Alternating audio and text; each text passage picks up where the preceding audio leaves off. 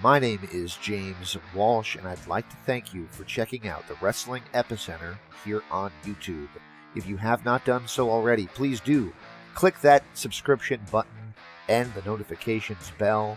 This way you'll be notified anytime I upload any new or new to you classic content from our archives that date back to 2002. If you get the opportunity, please also check out www.wrestlingepicenter.com for all your wrestling news and info needs, as well as our store to keep us going free and clear. Without any further delay, let's get to why you came here, the content here on YouTube. That's good. Ryan Ryder, your line is open. Hey, Jeff, how's it going? How you doing today? Oh, good. Yourself? Oh, pretty good. Busy, as you can imagine. I just got a question about you from a couple of years ago. No Mercy 1999. There's been all sorts of rumors from your departure from the WWE. I was just wondering what exactly happened that day. Is there any truth to you holding Vince McMahon up or anything? And you ended up losing to China in a good housekeeping match there? This calls about TNA wrestling and moving to prime time, but in short, I've been asked that question many, many times. In short, it was a business deal. I wrestled and performed my last match without a contract, and there was no hold up whatsoever. They paid me the money that was owed to me, and it was a business deal, case in point, and move on. Thank you, Jeff. Thank you. The next question is from King Jordan. Your line is open. Hey, Jeff, Jarrett, how are you? How you doing today? First of all, I'd like to thank you for bringing TNA to life. It's really put wrestling back on the map, and you're a big part of it, and I want to thank you so much. Thank you very much. We're really excited about where TNA's at as a company. We've come an awful long way in 4.5 years, and it has been a crawl and walk and run situation in every avenue that we've taken, but here we are going on primetime television Thursday night. First time that a organization outside of WWE has been in prime time in over 4.5 years, it's just a great step for us as an organization. Jeff, yesterday was the 1-year anniversary of, unfortunately, Eddie Guerrero passing away. With that in mind, what is the TNA drug policy? We have a policy that we deal with each individual. It's no secret we've had some individuals that within the company that we've dealt with on a very individual case that we went and worked with them through their problems. They got their problems out on the table for the whole world to see. It's taken that individual a heck of a step to do that, and we've worked through the problems. And we have a policy that we watch everybody, and if there's a problem at work, we deal with it, and we deal with it swiftly. Jeff, would you ever consider going head-to-head with Monday Night Raw? Absolutely, we would consider that. TNA has tried to do things.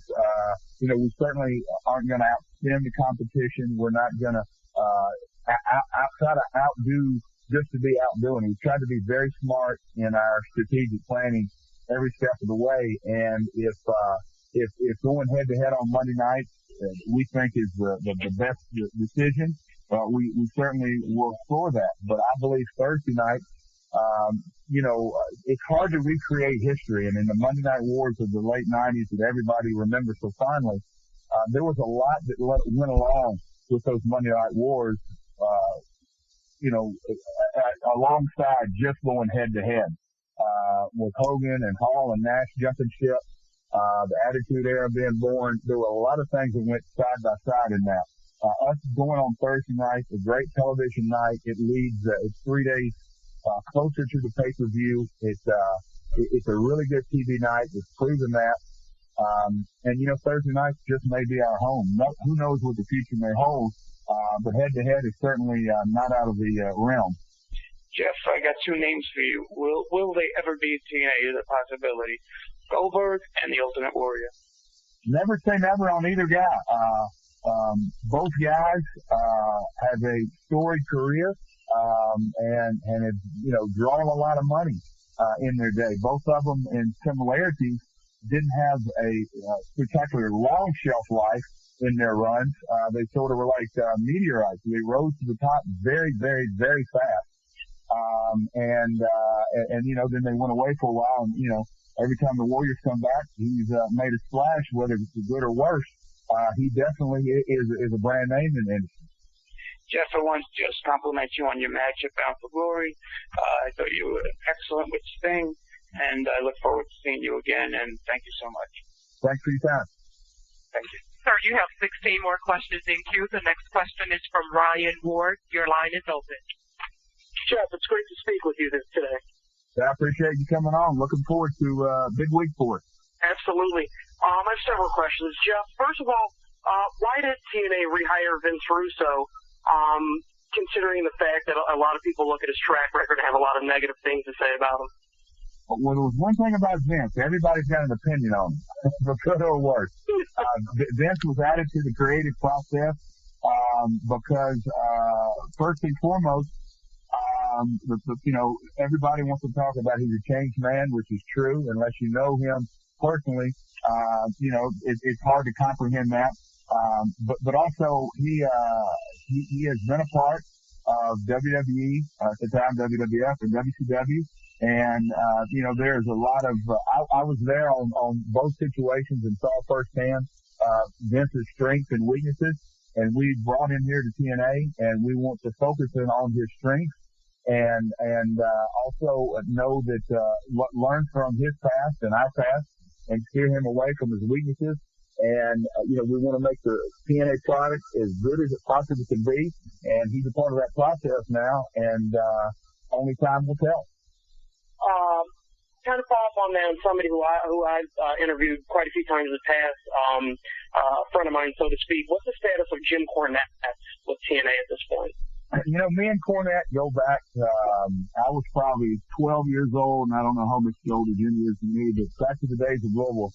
My grandmother and his mother were very good friends. My grandmother was the promoter of Louisville Gardens for many, many years. So me and Jimmy go back way back, and Jimmy is a guy who knows this business inside and out. And there's one thing you cannot replace in this industry, and that's wisdom. And Jimmy has it. He was a part of the Tennessee territory, and then he has, through his career from the Bill Watts days to the Carolina days to the Louisiana days, on up through the WCW days, and then he's worked side by side with Vince McMahon. He's been in the industry, and he, like I said, nothing really replaces wisdom. For Jim to be a part of the organization in front of the camera as well as behind, to me, is a huge addition, because there's not a lot of people with a legitimate 20-plus year history in this business that has been a part of successful organizations, and Jim certainly has.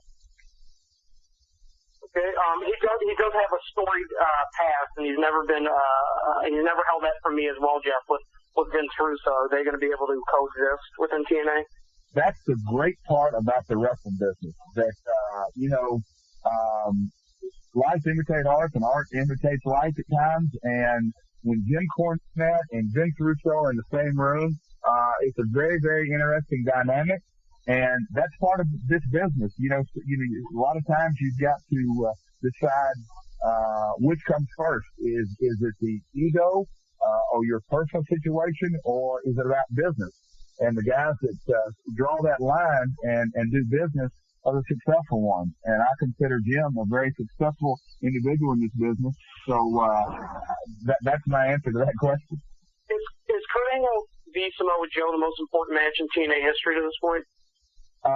Every pay-per-view main event, I would say at our stage and our growth, is the most important match. Okay.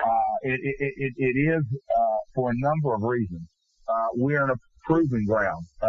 The WWE, the only competitor in the marketplace, it has been around. Well, I probably don't have to tell you, 40 plus years. Absolutely.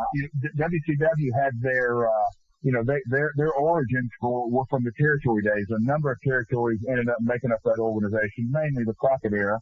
But, they had a lineage of 20 to 30 to 40 years. We literally started this company 4.5 years ago from scratch. Yep. And for us to arrive at prime time some 4.5 years later is a tremendous accolade, and everybody who's been a part of TNA really deserves a tremendous amount of respect. But with that being said, we're only as good as our last pay-per-view, and we're only as good as our last television, and that's part of the entertainment industry. Yeah. Whether you're making movies or making music, you got to keep churning out hits, and if you don't, you end up on the short end of the stick. But somebody like WWE, who's had 20 plus years of WrestleMania, they've got some hits under their belt. We've got to continue to prove ourselves, and us going into prime time is a brand new proving ground, so to speak. And so, the TV shows have to be exceptional as well as the pay-per-view. But, what we all know out of Samoa Joe and Kurt Angle, I don't believe anybody's expecting anything less than a spectacular match Sunday night. My last question, Jeff, because I know there's a lot of people online. What other markets is TNA looking to expand into as far as maybe pay-per-view events or live events? I know you're going overseas to Portugal at some point. Mexico's come up. But what other U.S. markets are you looking at maybe for next year? Well, right now we're in the review process of looking at the Nielsen ratings, for markets. Of course, that's going to be based off our 11 p.m. time slot on Thursdays and Saturdays. So, when we get into prime time, those ratings are going to change. Yeah. We're also looking at just by word of mouth. And in the industry from a grassroots level, that is so very important when you're branching out. We had a proven track record, only to be one show, but we did a house show in Detroit and had a great response. So for us to take the next step, of course, we're looking at getting into the live business a little bit more in 2007. But we truly are looking not only the United States, but Canada. We want to do things differently. We want to do things smart.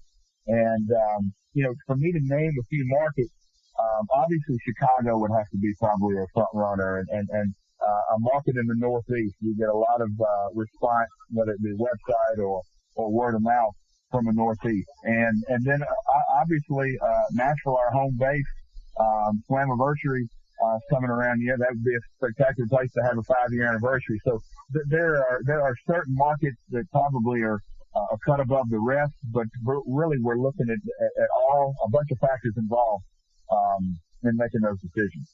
All right, Jeff, just want to say good luck with the move to prime time. Good luck with Genesis, and good luck to you and your family in the future. And I look forward to speaking to you maybe more in-depthly on my show at some point. I appreciate your call today. Thank you. Take care. The next question is from Doc Young. Your line is open. Hi, Jeff. How are you doing? How you doing today? Hi, this is Doc Young from Wrestling Weekly.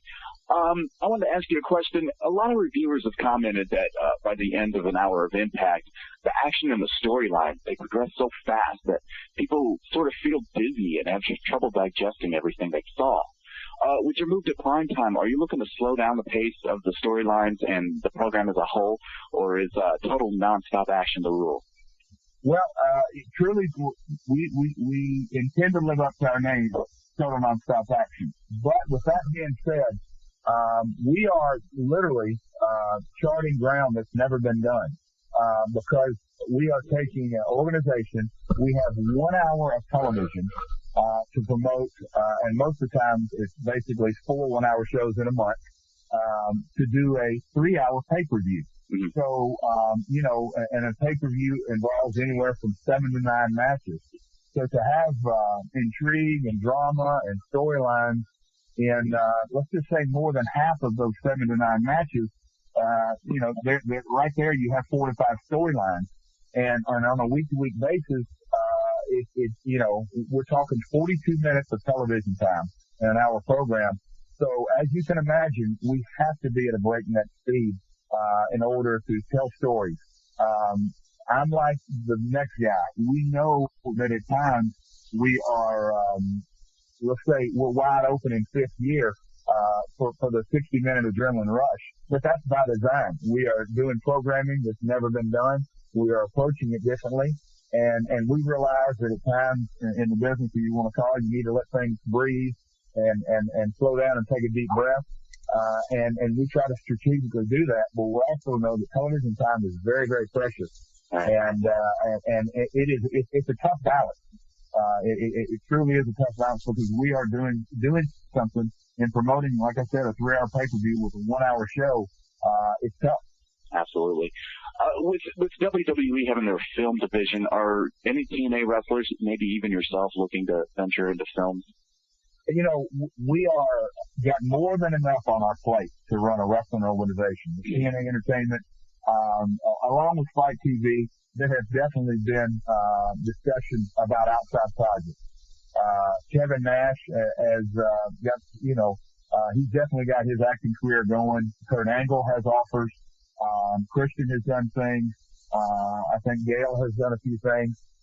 They've spoken to me about doing some things. But, all of us really are focusing, and rightly so, on making TNA the very best wrestling organization that we possibly can. So that's our main focus.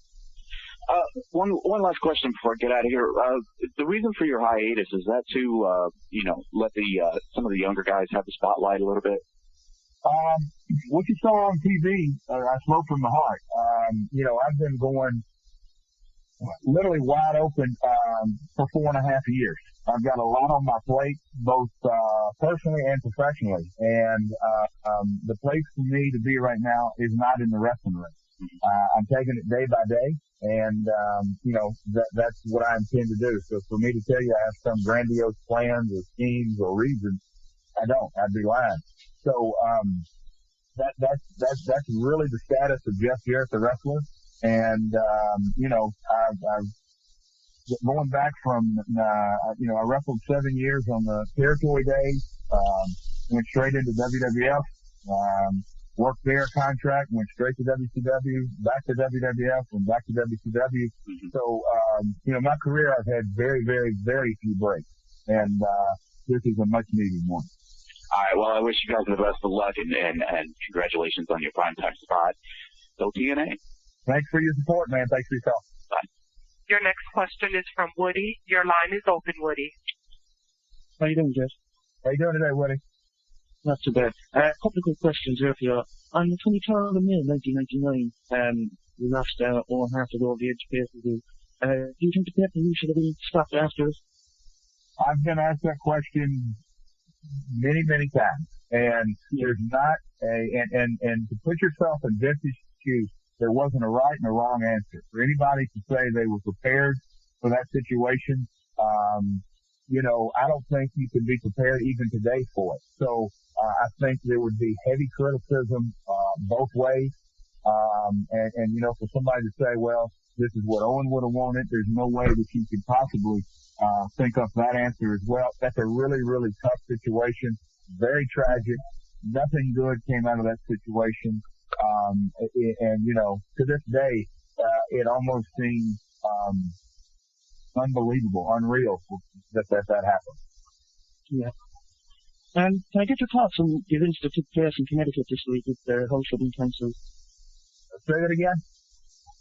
Can I get your thoughts on the events that took place in Connecticut this weekend with the TNA show being cancelled? Well, I obviously wasn't there. I was in Dallas for the Spike appearance. But all I have really to comment on that situation is the questions asked. There's shows run all over, not just Connecticut, but all over Northeast. And I've heard of to tell you the truth, I haven't heard of any show that has been canceled the day of, or maybe there's been some shows canceled a couple of weeks out because of ticket sales. But not only one building, but two buildings were, supposedly calls put in and permits. I find that very, very odd. And if it's the old saying, if it looks like a duck and quacks like a duck, you really don't have to ask what that thing is. Yeah. So it sounds awful fishy to me. Okay. Is there any plans in TNA doing a tour over in Europe? Excuse me? Is there any plans in TNA coming up to Europe, like places like the UK and Ireland? Yes. We've got a couple of projects, not only for Europe, but globally, that we intend to do business overseas in a completely different manner and fashion that's been traditionally done. And I'm very, very excited, obviously about the prime time, but just as much about the potential overseas opportunities, because, for us to come the strides we have in 4.5 years, not only domestically, but internationally, our program's seen in over 100 countries and just the partnerships that we have around the world is something that, when you do take a deep breath and step back and look at, just how far we've come, it boggles my mind sometimes. Okay, another quick question here. The James Gang were featured in the video outside the WWE headquarters this week. Is there anything else going to come? Oh, sorry, sorry, start again better. The James Gang were featured in the video outside WWE headquarters this week. Is anything else going to come of this? And if so, what's TNA hoping to get by attacking the WWE? All I'm saying is stay tuned. And I wish, Woody, you lived here. You can probably watch it on YouTube as the weeks come. But, I wish you could see the debut of Spike TV and the weeks to come, because I'm sure that those two individuals, they've been in the fire before, and I'm sure they've got some more comments to make. Okay, I got one quick question before I let you go.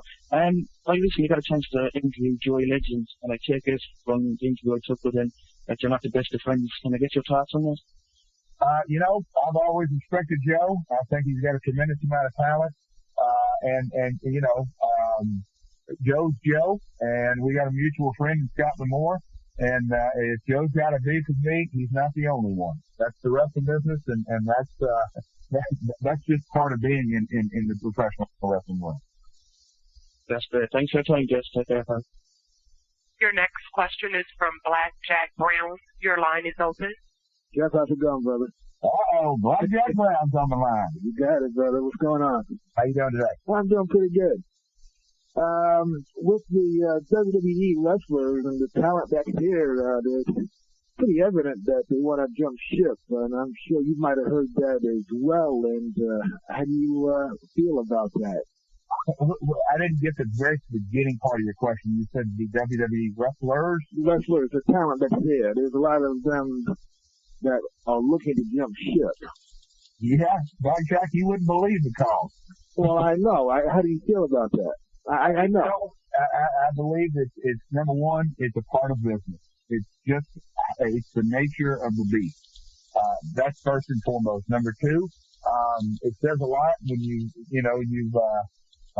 had Christian come over, you had Kurt Angle come over, and I'm sure he's not going to be the last.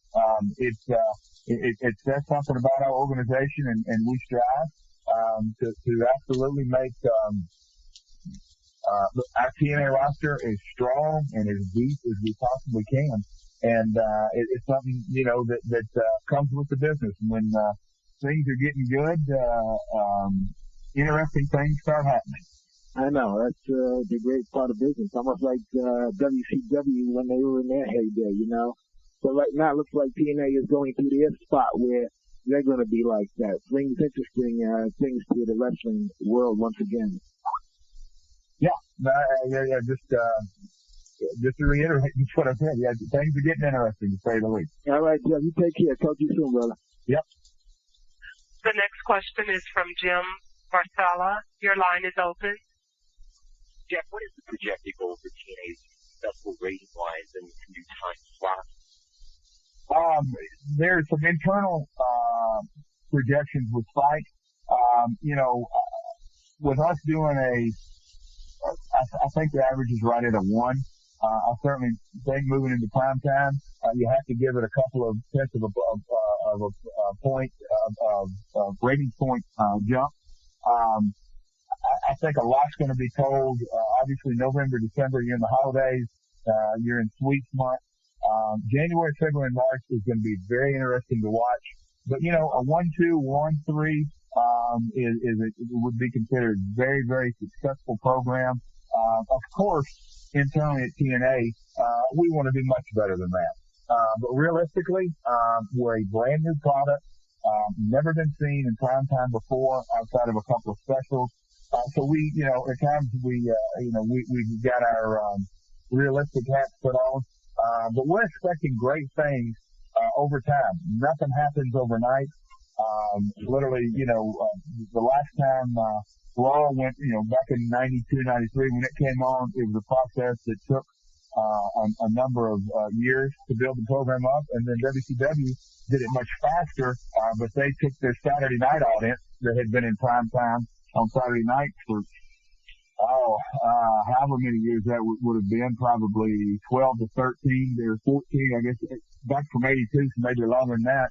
They took their audience and carried it over. And, like I said earlier in the call, along with the Hogan and Hall and Nash and a bunch of other talent that was bought and brought over, a huge momentum was built, by other outside factors. So, along with the Monday night, you had the I guess you call them the channel changes. So, we realized, that, we have an uphill battle, but what a great place to be. Thursday night, 9 o'clock, Fight TV is an absolutely perfect network for us. The partnership just continues to grow. And, as you can see, if you've got your TV on this week, Fight TV, we're coming to prime time, and I'm really excited just about the development of the partnership growing. Jeff, also, President Dixie Carter has said in the past TNA can be a successful number 2 company. Is that I know you just a little bit about it, but is that your goal, to be the successful number 2 company? It seems like there's a little difference between the upper management and the wrestlers, of course. Well, I mean, I can probably clarify that they're saying, do we want to be number 1? Well, I don't want somebody working for this organization if they don't want to be number 1. You get into the game to win. Can we be successful being number 2? Absolutely. Vince has took his father's organization and completely tore down the walls and built a true empire. It is World Wrestling Entertainment. It is a global empire with offices in LA, Toronto, New York, London. I think they're opening up a Far East office. They've probably got, I think their last filing, I think there was 150, wrestlers on staff. They are, they're gigantic in their licensing and their film division.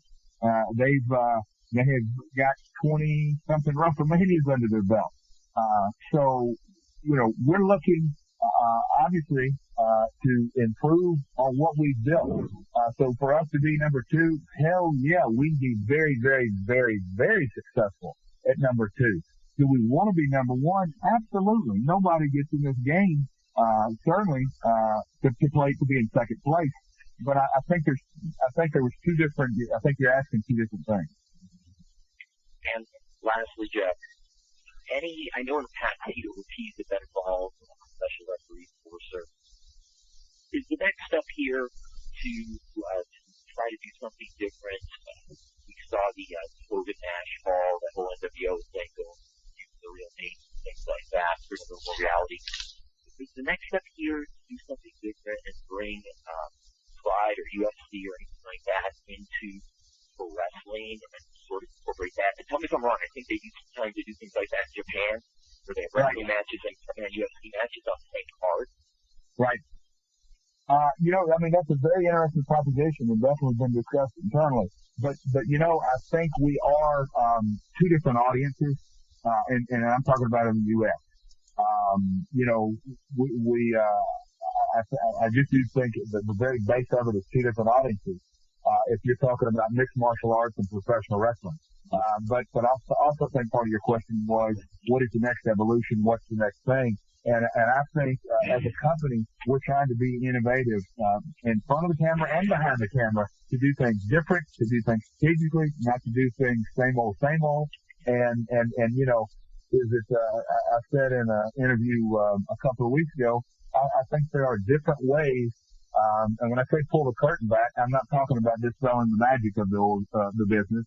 I'm talking about, like what you said, things became more reality-based with the Hall and the Nash situation and, the North invading the South and the business, that I've grown up in, that I love dearly, has always been about capturing the viewer's imagination with emotion, anticipation, with drama, and with excitement, and where you, for the 2 hours or the 3 hour pay-per-view, you dispel the belief. You suspend belief and you get yourself involved in that product and immersed in it.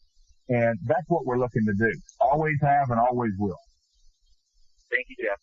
Appreciate your time. The next question is from Wade Needham. Your line is open. Hey, Mr. Jarrett, how are you doing today? How you doing today? I'm doing pretty good. Thanks for asking. First question here is, rumors on the net have it that Monty Brown has been negotiating with both TNA and WWE. Can you confirm or deny this rumor? All I can say is that we have severed relationship with Monty Brown and wish him well. Alrighty. Have you ever worked with Zeus Rift? Say that name again? Zeus Rift? Don't believe I have. I don't know where I would know that name from. You may be able to help me out there. Alrighty. I have some questions from members on my message board. SL Bray wants to know, why does TNA think mentioning WWE on your show is a great idea? I'm not sure in particular what instance, but the basic premise or belief in our organization, and I've worked in other organizations where you ask the viewers to act like no other organization exists in the world, and we don't subscribe to that philosophy. The WWE does exist. That's real. They are no doubt the Goliath of the industry. They have the 20 to 30 to 40 year history, and a lot of guys have wrestled for them. We've got 3D, BB James, Kip James, myself. There's a number of people that have worked for that organization. That it is a part of our history. It is a part of our past, and it is a part of reality in our business. Alrighty. DOC wanted to know, throughout your entire career, what match were you involved in that was the most memorable and why? Wow, that'd be tough. You probably have to ask me about a particular era of my career. Back in the early days, me and Jerry Lawler had a memorable series of matches against the Moondogs. And if you want to go to the first WWF run, myself and Shawn Michaels and Scott Hall and Kevin Nash, we had singles and tags. It was a lot of fun. And a lot of fun teaming with Owen Hart, probably by far my favorite tag team partner, both in and out of the ring. In WCW, the world title reigns there, I enjoyed those. And then in TNA, just the fact that Wednesday nights, different people have told me over the last 2 years, if the audience today can enjoy some of those 2-hour pay-per-views that we did from the Asylum, it was groundbreaking stuff. Early days of the X Division, first Ultimate X match, the 6 Sides of Steel, all that stuff that emanated from the Asylum in Nashville. I had a bunch of matches with AJ Styles. There was a lot of fun matches in TNA. Stephen White wants to know, what do you think of the rumors circulating that WWE is the reason why TNA had to cancel their shows? It's the investigation is going on. The only thing when I heard about it in Dallas, I was in Dallas on Saturday, is that what are the odds of not one building but 2 buildings, the inspectors from different townships showing up when I've been I've been around the business I've been around my whole life, but actually 20 plus years, and I've never heard of this being done. Not in the north, not in the south. So there's no doubt about this fact. Somebody didn't want us running in Hartford. Do you personally think that WWE did it? I personally want to investigate this thoroughly, but there is no doubt in my mind somebody didn't want us running up there, and which leads you to the next question: why? Sure enough. My final question here is, who would win in a guitar duel? You or the Hunchback Man? I don't even think there would, I don't even think there's a question to that answer. Me, without a doubt. All righty. Thank you so much for your time, Jeff, and I got 2 words for you. Be cool. Thanks, man.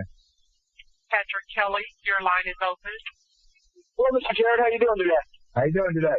Good. I'm doing great. I just got a few questions for you. I wanted to ask you about Slammiversary and the ending of that pay-per-view where the crowd almost started a riot when you won the title back. This is just my opinion, but it seems to have become a lost art in this day and age in wrestling where wrestlers can really get the crowd to really hate them. The only other wrestlers I can think of today that have done it are JBL and Edge. What does it take to really get a crowd to hate your guts? You got to stay true to your character. You got to have emotion, and you got to be smart. That isn't cocky. That's confident. You have to know what you're doing in the ring. That above anything is you say a lost art. You're really hitting the nail on the head. Mm-hmm.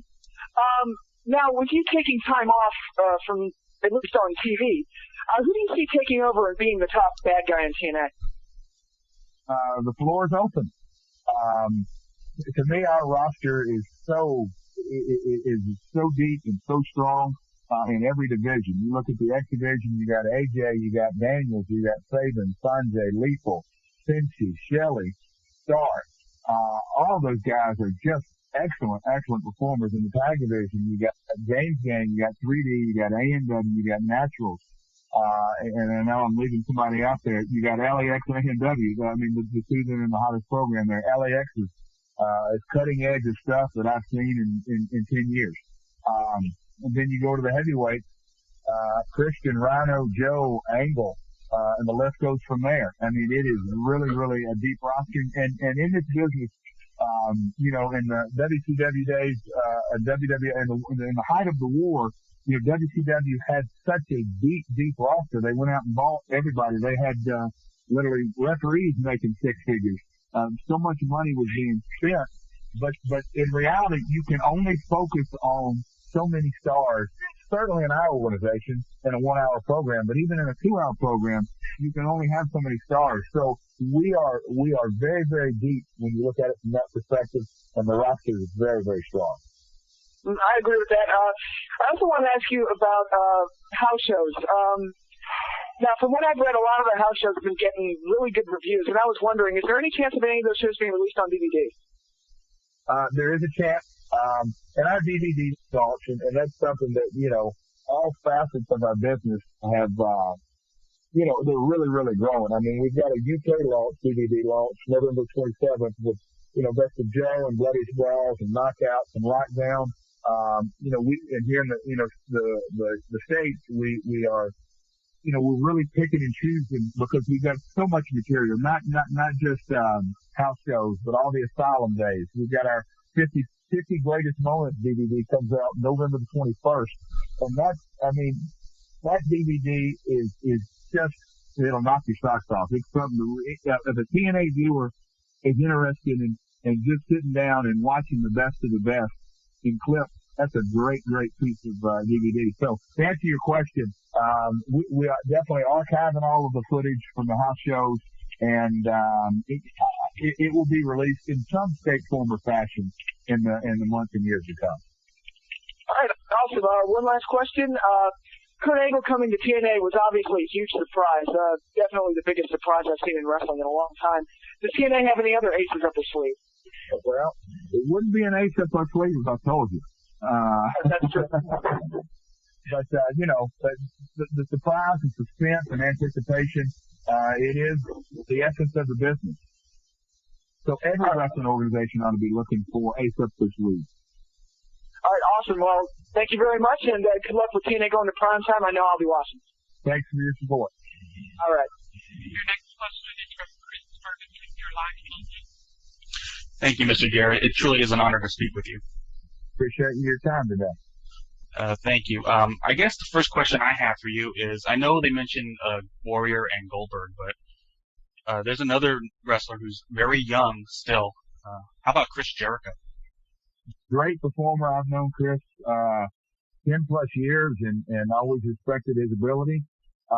And you're right. He's a guy that his schedule is still very, very young. He's got a lot of great years in him. And Chris has been smart with his money, obviously, And when he decides to come back, it's going to be because he wants to, and that's something that is a bonus. Sometimes some guys it can work negatively, but if Chris decides to come back, I have no doubt in my mind he's going to come back because he truly wants to and loves the industry and loves the business. And it is something that I truly believe TNA can work to our advantage because of our schedule. Excellent, excellent. Well, the second question I had for you is, I know that on Thursday, TNA has a 2-hour primetime special. Do you think if everything goes well, 2 hours permanently would be the next step for TNA? It's obviously the next evolution of TNA programming, because as the fans will see, and probably for everyone on this call, it's probably elementary to them, but a 1-hour show and a 2-hour show are completely two different animals across the board. And a 2-hour show has time to breathe. A 2-hour show, can basically have a beginning, set your teeth into it, keep the program rolling and build to a strong finish. And a 1-hour show, you got to open up and you got to go when you're under our circumstances. Is it easy? Absolutely not. But obviously, ratings and content obviously dictate the television world, and we're stepping up to the plate Thursday night, and I just cannot wait for it to air, because this is a huge week for us. Thursday prime time, and then a caller asked me earlier on this call about is Joe Angle the biggest match in company history? It is without a doubt Samoa Joe's biggest match ever. Angle's been in a lot of high-profile matches. TNA has had a lot of matches that have been very, very important. But going into this Sunday, to say that the pressure is on Joe is to me the understatement of the year. He's got a lot of pressure on him, and I know Joe. The cream will rise to the top, and it will be a showdown from hell. Okay, excellent, excellent. Well, my final question for you is back to the old WCW days. I know you might have been asked this 1,000 times before, and I'll be 1,001. Where did Slapnuts come from? My grandmother, who's my father's mother, she has done everything in this business but wrestle. She was a promoter and started out 50 years ago as a ticket taker in a wrestling office and worked her way up. And she was a woman who made it in a man's world. And that's not easy, I can tell you that. But my grandmother used to call people slappies because they would slap their gums together, and they knew more and more about less and less every day, as they're saying. So I just took Slappy and turned it into Slapnuts. And a little trivia: the first person that I called Slapnuts on TV was none other than the Professor Mike Tenay. Excellent, excellent. Well, once again, I will be looking forward to seeing TNA going to primetime Thursday, and I do hope that TNA does a trip to the West Coast sometime soon. I'd love to get out there. Thank you very much. Thank you. Your next question is from Steve Johnson. Your line is open. Jeff, this is really a big deal. It's amazing to see how far this has come in the last 4.5 years. Tell me a little bit about how you feel personally from 2002, knowing you were probably carrying a lot of the company on your shoulders to the point you've gotten today. June 19th, 2002, I can remember like it was yesterday. It may seem like it was 40 years ago, but it was 4.5. Not quite 4.5, but it's very, very gratifying. Has this been easy? Absolutely not. A lot of bumps along the way, a lot of unexpected twists and turns. But I'm not crying or complaining, because literally that goes with any startup organization, not just wrestling, any startup business. It's not easy. I'm sure there's statistics out there. I used to know them better than I do now, but 9 out of 10 new businesses fold before the first, 9 months or the first 12 months.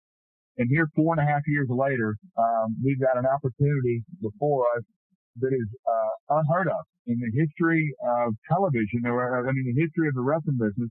No business has started from scratch and in 4.5 years gone on primetime television. We're seen in over 100 countries internationally. We have deals that are being negotiated as we speak to do things internationally, from a live event to a marketing to a pay-per-view situation that has never been done in this business. Our live event business hopefully will blossom in 2007. The pay-per-view industry, we're going to continue to work and market and keep our pay-per-view business growing.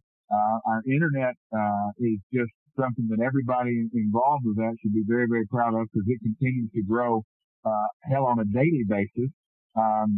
Every part of our organization is something that everybody's digging in, and we obviously have done it. We hadn't been we've been smart about things, because we've had people that have come in here and worked their butt off and have incredible talent. David Zahadi and Kevin Sullivan in our production department, I'll match them against anybody in the world, not just on creativity, but work ethic. All across the company, everybody is digging in and has a passion just like I do, because you got to love this business. And that's why it's a niche specialty business. That's why, there isn't another organization out there. Vince McMahon and TNA are the only two national companies or global companies. I know some Japan companies and Mexico companies do some things on an international basis, but not to the degree that obviously Vince does and that we're aiming to do. So it's a hard, tough business. It's a specialty niche business, but it is something. To be successful, you've got to love it, and you've got to eat it and breathe it and sleep it, and you've got to really want to do it. And then after you all got to do that, you got to have a little luck on your side, and you got to have knowledge and wisdom, because you got to learn from your mistakes, and that's something that TNA has done. To follow up on one of the earlier questions, as you head into prime time and you head into Genesis, one of the things it appears as though TNA has done has been to develop a real strong characters, in the sense people know who to root for or who to root against. They're not indifferent, or they're not kind of sitting on their hands wondering what they're doing. Is that intentional, or was that by design, or did that just kind of come out that way? Well, I've been in this industry my whole life, and I'm the third generation, dating back to my grandmother. And so I've got a head start on 98% or 99% of the people in this business, just because I've been around it for 3 generations. And at the end of the day, this business is about conflict. Irregardless of what shape, form, or fashion, it is about conflict. And you have to have good versus evil. And I know in the last couple of years, people have said it doesn't have to be black and white. It's never had to be black and white. There's different shades of gray, and it's always been that way, dating back to the 60s and 70s. But it's just presented in a different form and fashion. And you get your clips, and you buy, you can buy an episode of Impact TV, Impact, for $2. It's just, wrestling has changed and evolved on presentation, but at the core of it, it's always been conflict. And at TNA, we never lose sight of that, we got a character in Eric Young. What's really not to like about him? I mean, how can you not help but like him?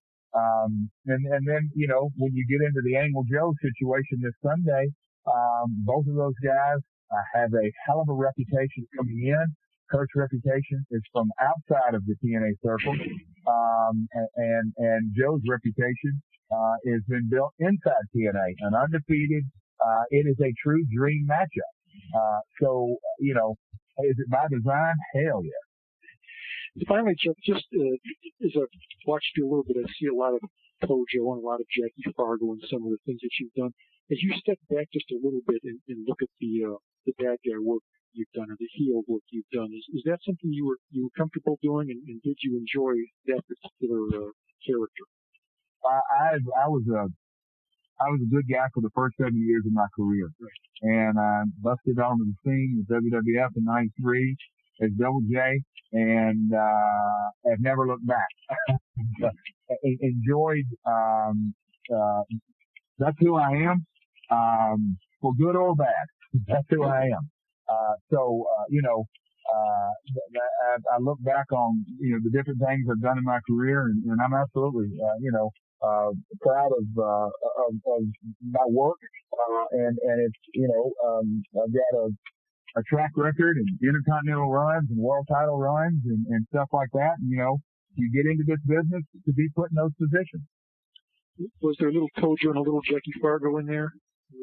There's absolutely a Jackie Fargo in there. A lot of people would say the struts after Flair, where Fargo was strutting when Flair was a bodybuilder in North Carolina. In diapers. Yeah, that's right. So the fabulous Jackie Fargo is a guy that, if people today could see Jackie Fargo in his interview style, which I'm not saying the interview style is like him, but he was so authentic. It would, make you have goosebumps. He was a performer, like none other.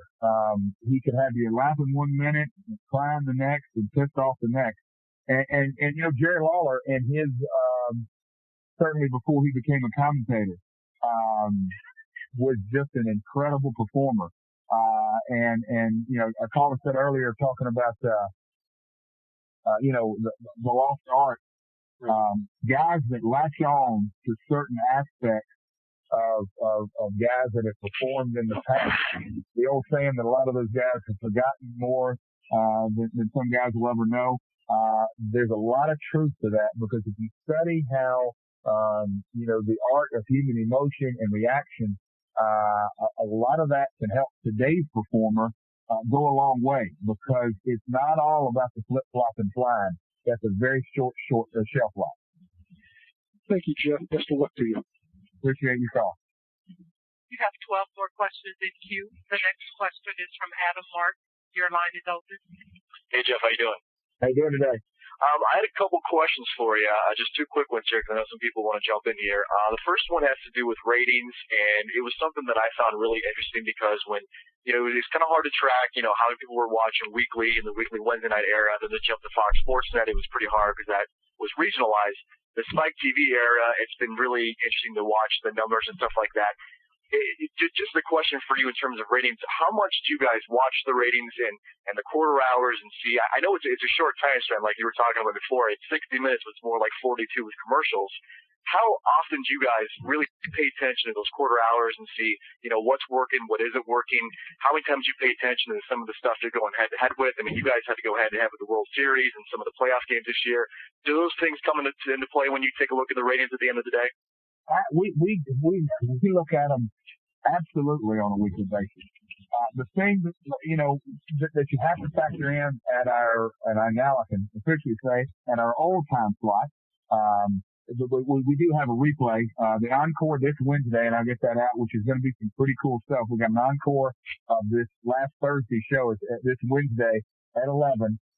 It has a fresh interview with the SpikeTV.com personality talking with LAX and the flag burning incident. And it also has, some fresh comments from Kurt Angle. So it isn't a complete, I'll call it a rerun. It isn't a complete rerun, on Wednesday. But anyway, in our old time slot, obviously, we watch the ratings on a weekly basis, but you also have to factor in this one simple fact. The HUD levels are plummeting at 11 o'clock at night.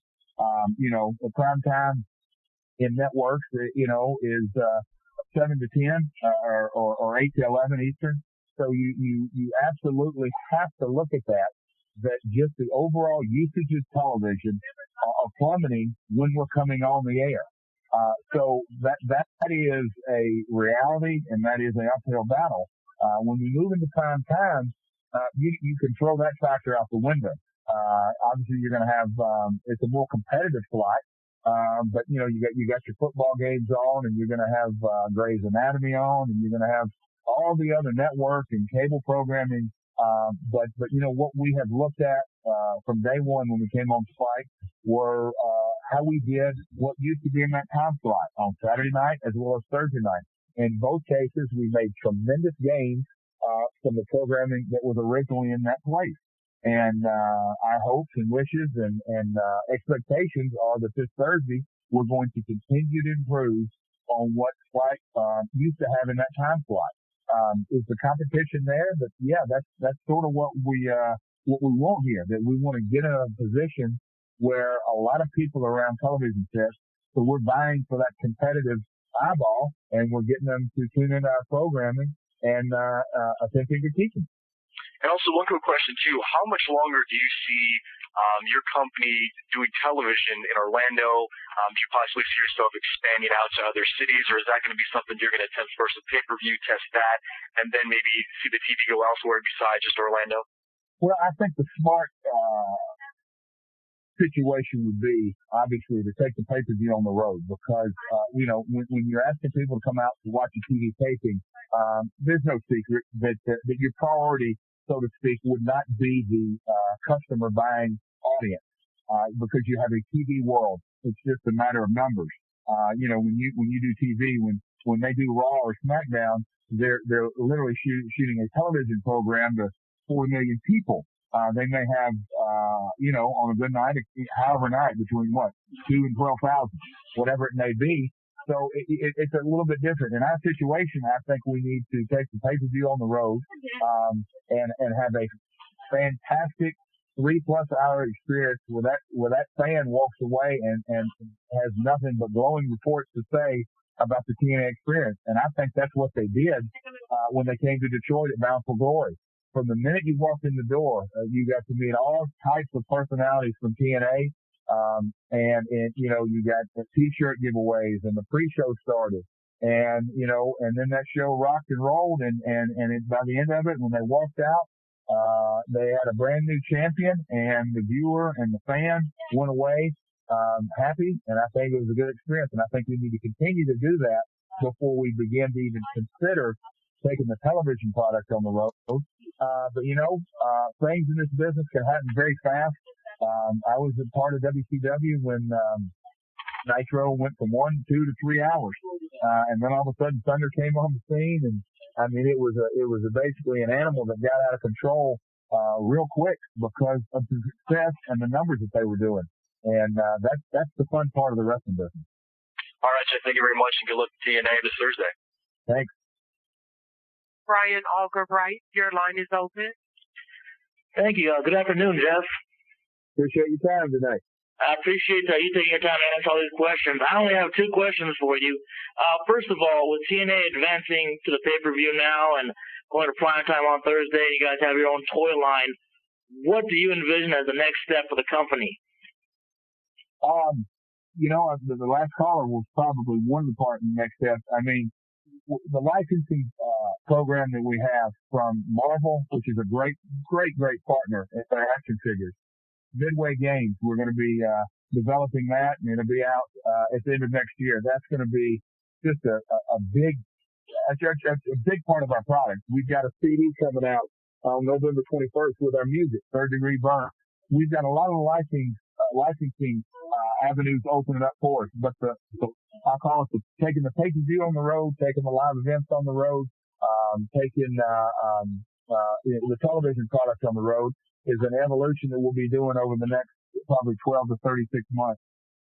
But internationally, it's something that we're looking at of doing things differently, and I don't want to reveal too much there just because we are in the strategic planning process, but globally we have some things on our plate that is truly the next step that could be very, very big. So as far as the next step, it depends on if you're talking about a 3 to 5 year range or if you're talking about now, because we're taking a gigantic step for this Thursday night. When you go from in right at a year's time, a Saturday night 11 p.m. to a Thursday night 11 p.m. to a primetime shot, and we are 52 weeks a year, no reruns. The beauty of wrestling, the numbers that WWE do on a Monday night, a 3-6, 3-8, 4-0 on a 52-week basis, that's just unheard of in the television industry. Football has its seasons, and depending upon the game, they get good ratings, and the different seasons that different sports have that do some good numbers. And then if you want to go over there to Nickelodeon and the Disney Channel and that kind of stuff, that does good numbers. But wrestling, and that's something that I'm so happy my family's been a part of. It truly is a magical form of entertainment that appeals to the masses. It really, that's who likes wrestling? Oh, nobody but the masses. And that's the real truth of it.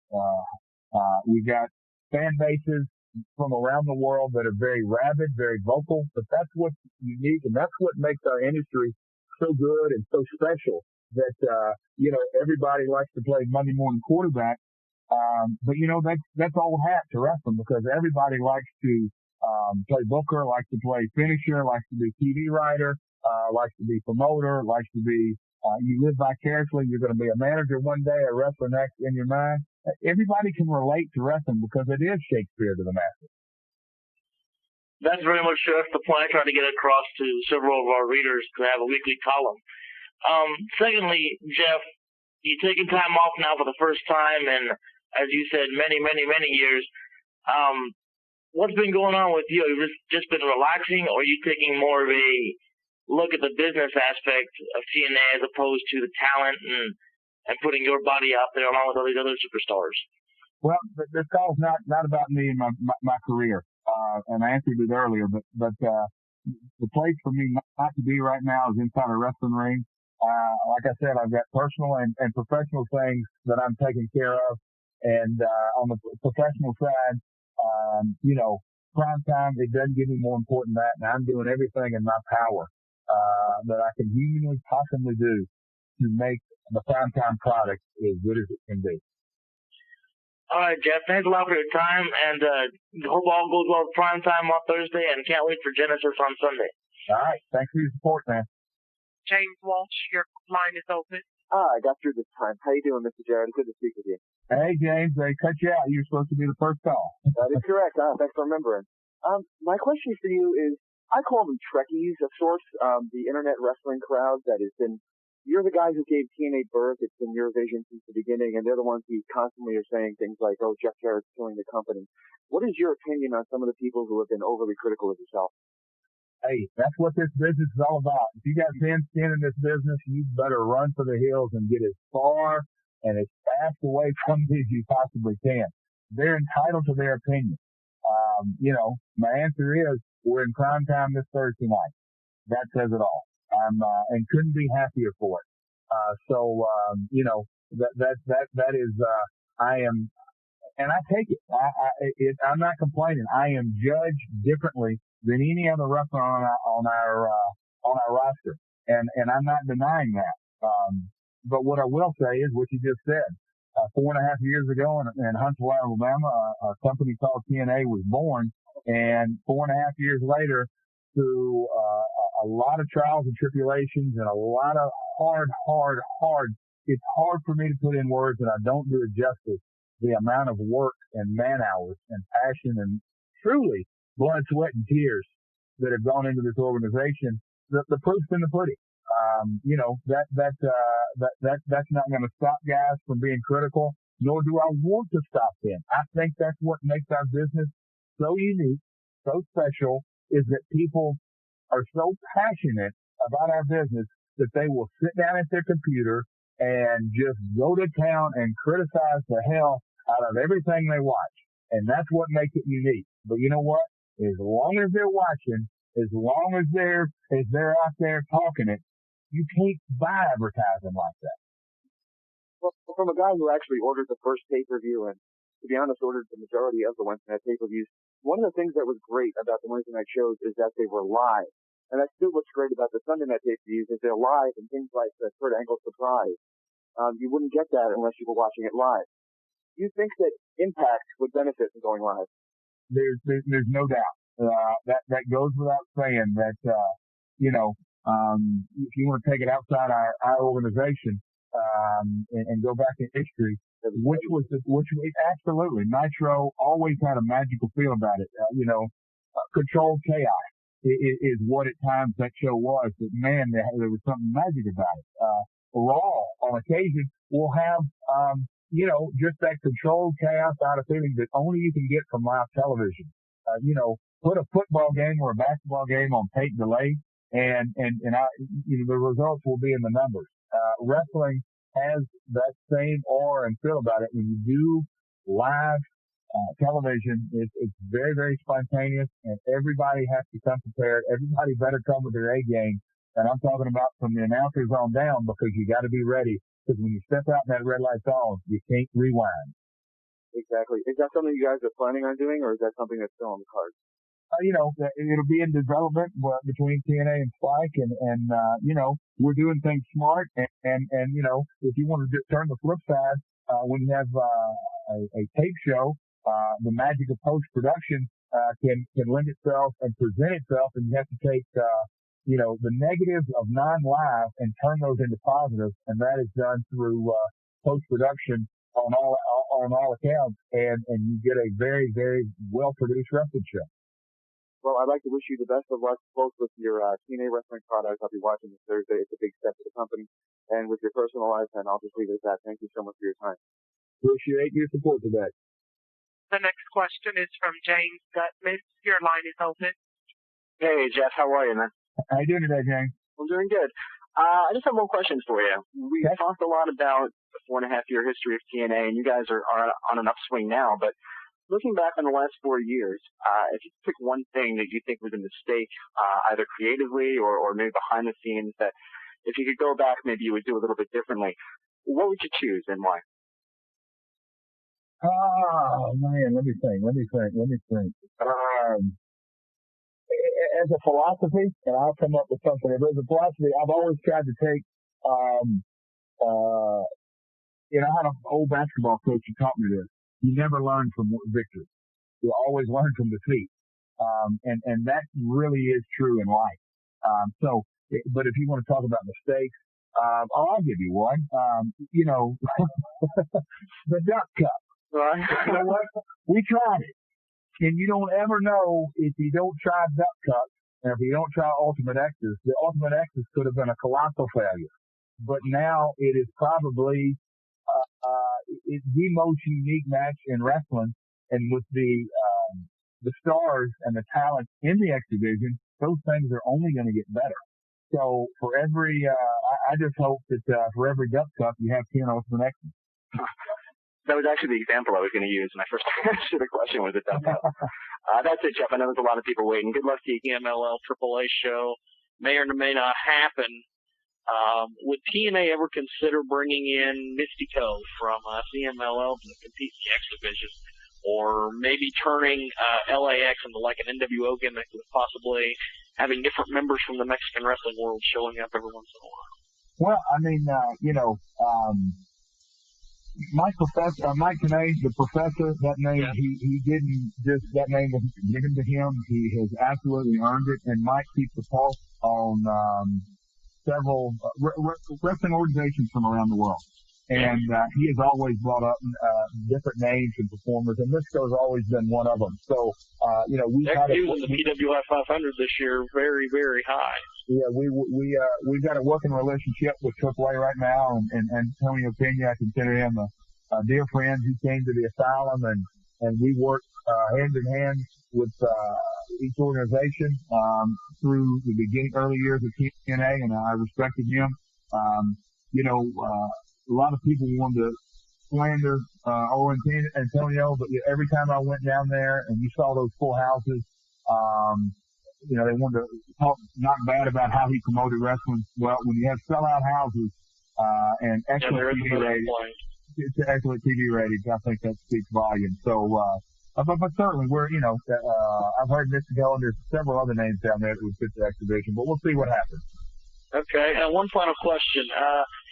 I saw the build-up on AAA television when you went down and wrestled Latin Lover, and you were coming to the building, and in a world where things are taken serious and not so serious, and AAA at the time was only doing 1-hour shows, that had to be the longest car ride in the history of professional wrestling. You going from the airport, and the way they chopped it up, it was like you were in the airport 1 week, then the next week you were getting on the bus, and it was like 4 weeks later you showed up at the building to wrestle Latin Lover. Yeah, that's his style of promoting, and he told stories and was obviously very, very successful with it. Yeah, it's an amazing thing. And one final question, not really a wrestling question, but who do I need to contact to book you as a guest on a radio program? Go to TNAWrestling.com, where not only you can find an absolutely fantastic site, but also go to info, and they'll hook you up that way. Okay, I appreciate it, Jeff. Have a good one. Appreciate it. You have 5 more questions in queue. The next question is from Brian Elliott. Your line is open. Hi, Jeff. This is Brian Elliott from Slam Wrestling.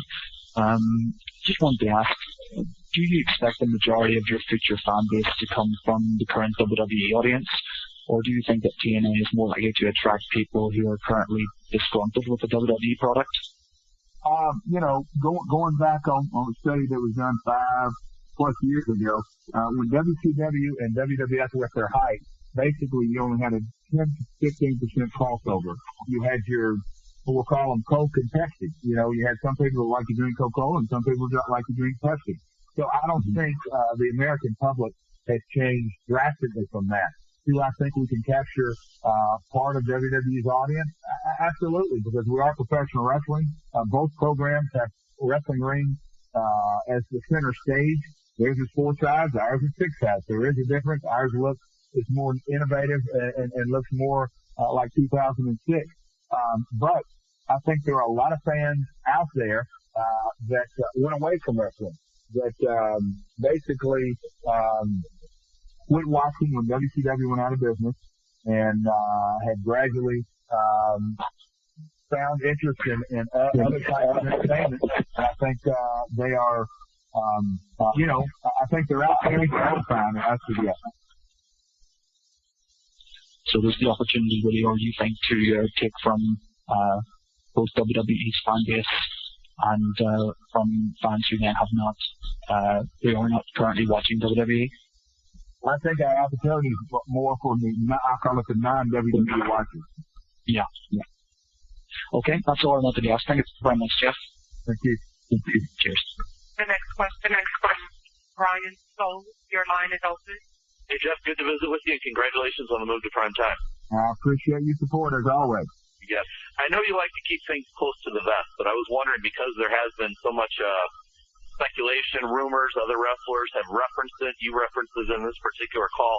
Can you just talk about or clarify or shed some light on some of those personal family issues that you've had to deal with over the last couple of years that have been so tough, some of that reconnecting that you made reference to of what you're going to be trying to do? No, this call is about TNA and my professional life, and with all due respect, no comment. No problem. Looking to the pay-per-view, you mentioned this certainly is going to be the biggest match in the career of Samoa Joe. Kurt Angle's had high-profile matches before. This Thursday on the prime time, we see Angle and Abyss going. I think we could speculate, yes, maybe we'll see some other people get involved in that one. But as far as on Sunday at the pay-per-view, what, creatively speaking, how do you go about this? Because Angle coming in, he's still got to look strong. He's got to look like Kurt Angle, who's coming in, the Olympic hero, to the promotion. But Samoa Joe being undefeated. How do these guys go about? How do you go about creatively, both of them looking and finishing strong? That question right there is the essence of why people buy a pay-per-view. What are they going to do? What is, for the old saying, for those who believe, no explanation is needed. For those who don't believe, no explanation will do. So what either side of the fence, and I think obviously in this day and age everybody knows what professional wrestling is all about. But we also are very enthralled, and the more you know about our business, the more interesting it gets. Right. People talk about getting the curtain pulled back, but you want to be uninterested. Really, it's just the direct opposite. Then you want to say, now what are they going to do? Because you've got the egos involved. You've got a lot of ancillary issues that all boil down. But Sunday night, when it gets down to nut cutting time, what are those two guys going to do? How are they going to pull this off? What kind of match are they going to have? I can tell you, with Angle's intensity and what he unleashed on that headbutt, if anybody in their right mind doesn't think Joe's going to try to tear his head off, then they're insane. The pressure's on both guys, and from a creative aspect, it's going to be very, very, very interesting to watch. Every match, every move of that match is going to be interesting because the intensity's there, the ego is there, the pride is there, the pressure is there for Joe, no doubt. Is the pressure there for Angle? He puts more pressure on himself than any other wrestler that I've ever been around. And so when you put all those ingredients in, shit, I can't wait to see it right now. It's going to be a hell of a deal. Speaking of that headbutt, how much, if at all, did that change, I guess maybe the pace of how anticipated Joe and Angle was going to be? I mean, did that suddenly like, hey, we've got to kick this into a higher gear because we've got the feud that everybody wants to see and it's suddenly red hot? You tell me. I mean, you talk about pouring gasoline on a fire, right? And it's spreading uncontrollably. Stuff like that doesn't come around very often. And you know, the headbutt, I think of one of the voiceover guys, headbutt heard around the world. I mean, I would have given anything to have filmed the reaction in the back along with the people out there because it was, I mean, the roof came off in the back of the building. So, you know, we call them curtain sellouts, in the industry when all the wrestlers are watching. I think Sunday will be a curtain sellout as well. It's very, very anticipated because both these guys got a lot to live up to. Looking down the road a little bit, it's been well publicized that Lita's contract is coming to an end with WWE. The women's division at times had a bit more focus in TNA. You've got Gail Kim, obviously, with skills there, Tracy Brooks. Is Lita somebody that you could see being a fit, or is that something that maybe you still would rather focus in other directions? You know, I know Lita well. I don't know how her health is today as far as performing. You know, women in wrestling has always been a catch-22, because, you know, as far as the drama, women can do things in the wrestling industry that men never can. The sex appeal, obviously, is head and shoulders. The actual in-ring performing is tough. You know, and I don't want to sound male chauvinistic here, but, you match up the best male basketball player in the world against the best female basketball player in the world.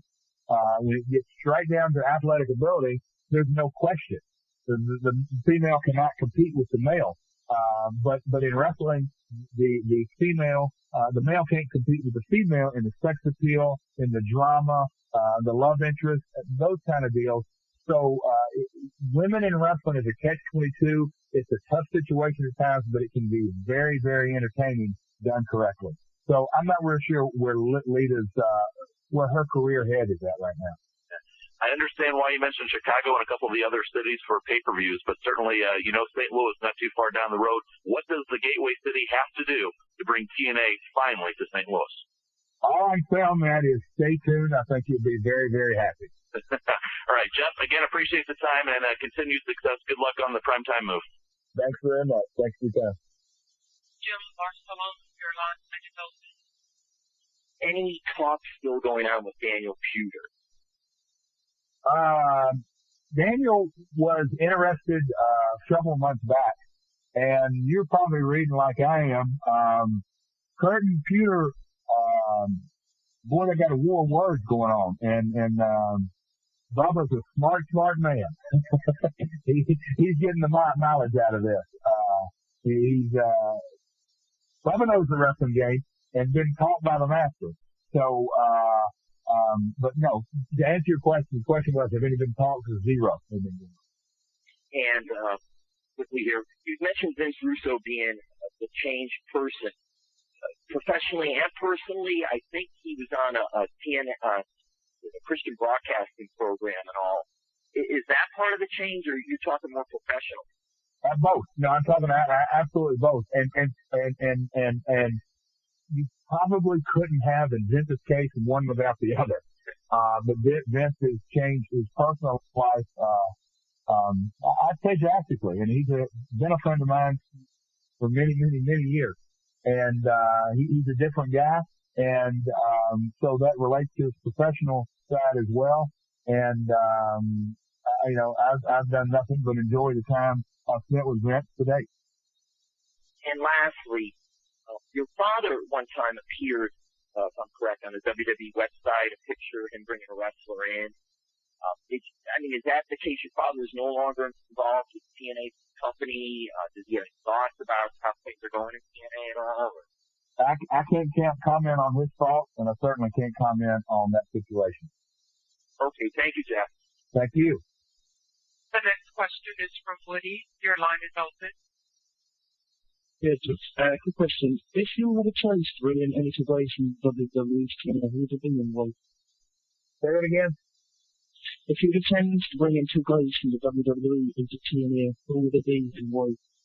I don't think it'd be a strategic move for me to let you know the two pieces of talent that I'd be interested in bringing.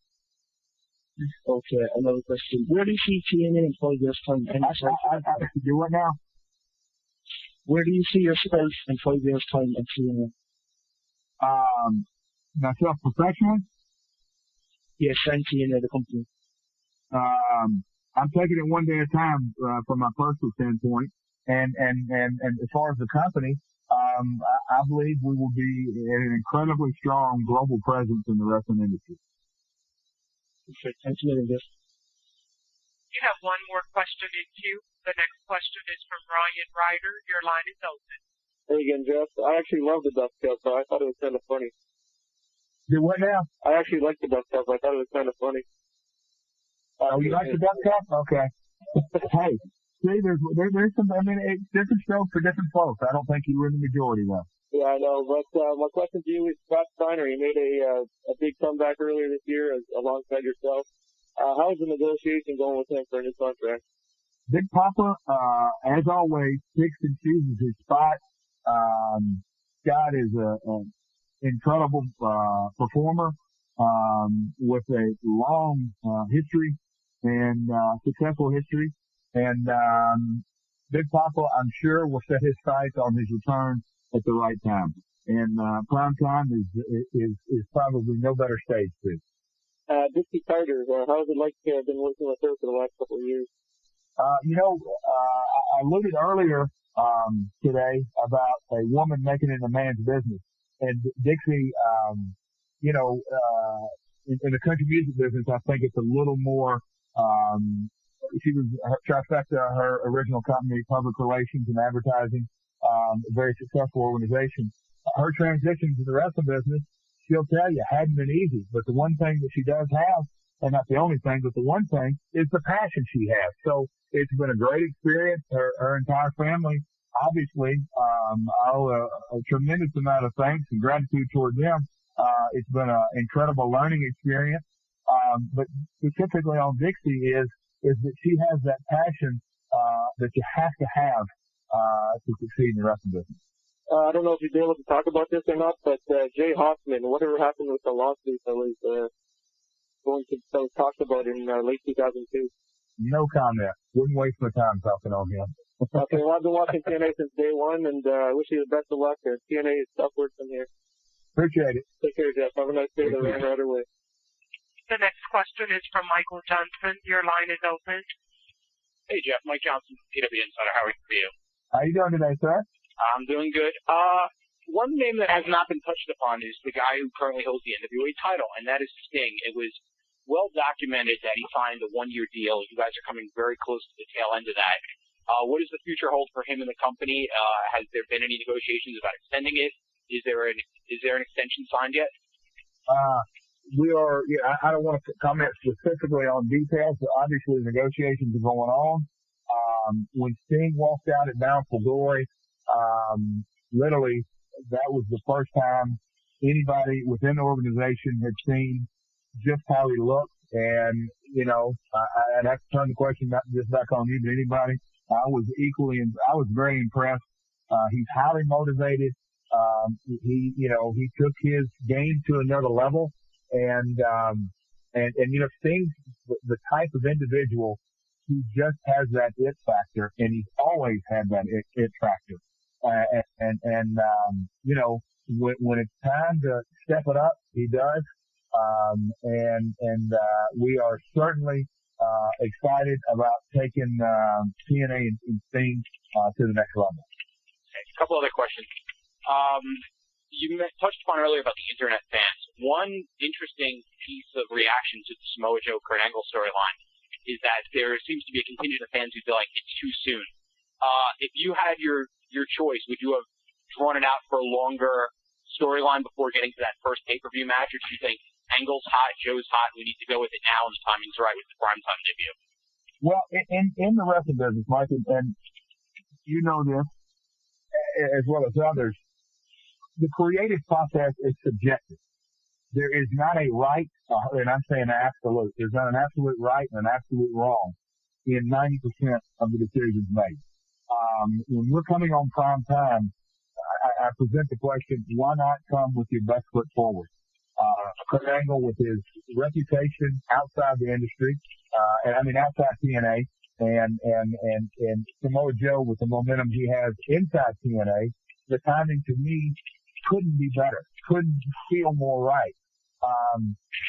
I'm not discounting the critics that say it's too soon, too early, by any stretch of the imagination. And there are probably legitimately 5 or 6 viable alternative creative plans that you could come up with. And I'm sure all of those could be good. But us as a company are stepping on to the ball field this Sunday with Samoa Joe and Angle, Sting and Abyss. And if you look at it, we have a lot of critics out there that want to say that TNA doesn't use other talents to elevate other, I guess you can say the brand names to elevate other talents. We'll tune in Thursday night and that'll answer a lot of questions. We have, Sting and Abyss and Joe and Angle, and both of those situations are homegrown TNA stars versus, we'll call them brand name stars with their reputation was built, pre-TNA.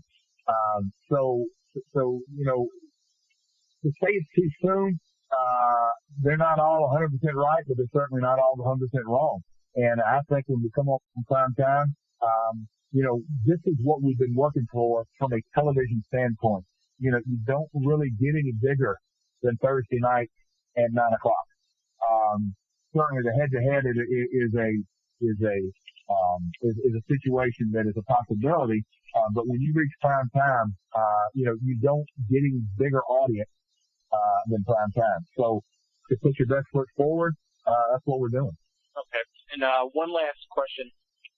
You guys cultivated a lot of talent. AJ Styles was with you from day one. Abyss was with you from the early days in the Asylum.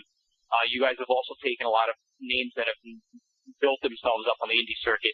Austin Starr, Samoa Joe, Christopher Daniels. Some were established elsewhere. Some had just started to become established, like Jay Lethal, who you guys picked up. Do you think it's time that TNA picks up a developmental program and maybe sticks it up in Canada or runs it out of the Impact Zone on days you guys aren't doing TV? Because, there's an example of John Boland, who won the Gut Check Challenge in Atlanta, who appeared a couple of times on an enhancement role in Impact and eventually wound up with a WWE developmental deal. Do you think it's time that maybe you guys cultivate and create your own program or partner with a company to have a program similar to like an OVW? So if you have raw talent that could be something in 2, 3, 4 years down the line, they're not being cherry-picked and signed elsewhere? Hey, Mike, you brought up the perfect example out of all these situations. We're an organization that, our competitor, probably has more people working in their internet staff than we do in our entire company. And so to say, from that staffing standpoint, it's tough. But to answer your question, that's an absolute evolution of where we're at. We're not even running live events. So for us to have a developmental system is a little tough. I think a wrestling school and start the process is an absolute must.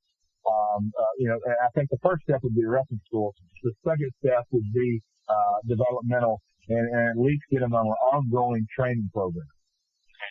And one final question. If you had your chance to talk to the disenfranchised wrestling fan that disappeared when WCW went out of business, or sneers at disgust at the WWE's version of ECW, and just basically has walked away from wrestling and turned their back on it and just flips through it when they see it listed on their channel, what would you say to them to make them tune in on Thursday? Well, and you're talking about a fan who has watched wrestling before, not somebody who's never seen. You're talking about I'm talking about a fan who's like in their mid-20s to mid-30s, and they don't like the current product that's out there, and they've turned their back on it. I have a million friends who have just moved on from wrestling. They have no interest in it, and they were diehard fans who would travel and watch everything religiously, tape everything, and now they do not watch anything. And the only thing they know is when it's brought up in passing conversation, it's usually about stuff that happened 10, 12 years ago? What would you say to those fans to get them to tune into Impact? Remember maybe the top 3, maybe 5 situations or circumstances that they loved about why they used to watch wrestling. Remember those 3 to 5 situations, whether it's Jeff Jarrett hitting Muller with the guitar, whatever the angle, whatever the situation, whatever the match. Remember those with fondness and great memories. And then tune into TNA and give yourself a month. Give yourself a couple of programs. Give yourself time to get emotionally invested and give TNA a chance, because we're innovative. We're in front of the curve. We do things differently. We respect the viewer.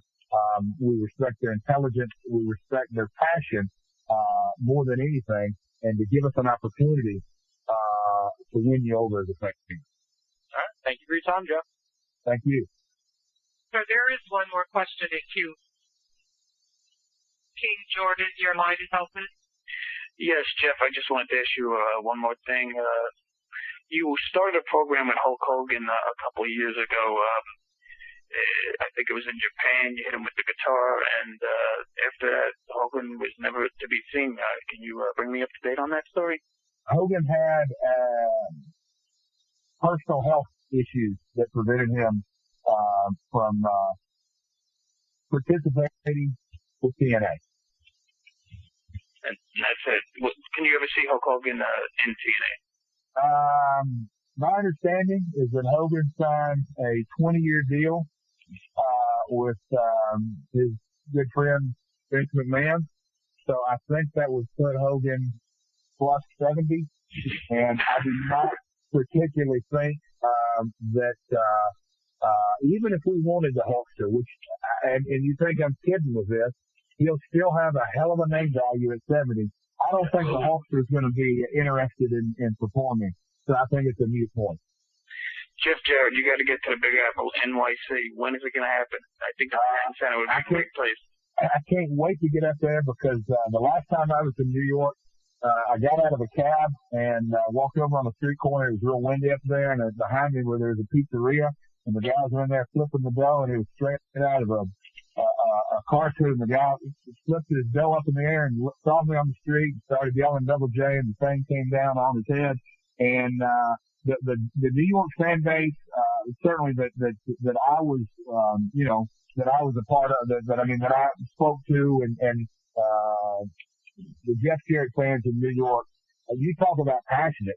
Holy smoke. So, I'd love to get up there. I think I know that TNA, would get an incredible reception in New York, just because, the New Yorkers let you know what you like and what they dislike, and that's really what you love about it. I think the Hammerstein is waiting for you across the street from Madison Square Garden. Thank you, Jeff Jarrett. Thank you. At this time, sir, there are no more questions in queue. Jeff, do you have time to do radio tags? I know you've been on the phone for a while. How many you got? One sec. Weren't that many? I think like 2 or 3. Yeah, let's do it. I guess if you got a radio tag, please queue up like you were asking a question. One sec, I got the list somewhere.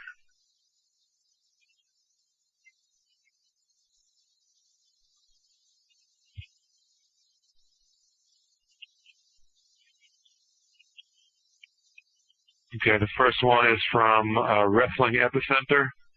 And it just asks you to say, this is Jeff Jarrett, and you're in the Wrestling Epicenter. Okay. Go for it. This is the King of the Mountain, Jeff Jarrett, and you're in the Wrestling Epicenter. Perfect. There's only one more. Says 47 times the heavyweight champion. This is the King of the Mountain, Jeff Jarrett, and you're listening to the Jiggy Jaguar on JiggyJaguar.com. Okay, so what did you say about 47 times? It says he asked you to say 47 times the heavyweight champion. This is the King of the Mountain, Jeff Jarrett, and you're listening to the Jiggy Jaguar on JiggyJaguar.com. I'll leave 47 out. All right. Okay, you ready? Go for it. This is the King of the Mountain, Jeff Jarrett, and you're listening to the Jiggy Jaguar on JiggyJaguar.com. Perfect, Jeff. Thanks a lot for your time. I know it went a little bit long today, a lot long today. So. I was wondering, because, woo, I didn't know what the cutoff point was. Yeah. Actually, in the future, if you ever want to just, tap out, feel free to say, I've only got time for a couple more. Yeah. I'm sorry if you were itching to get off and I didn't intervene. I thought you were still going strong. But anyway. My name is James Walsh, and I'd like to thank you for checking out the Wrestling Epicenter here on YouTube. If you have not done so already, please do. Click that subscription button and the notifications bell.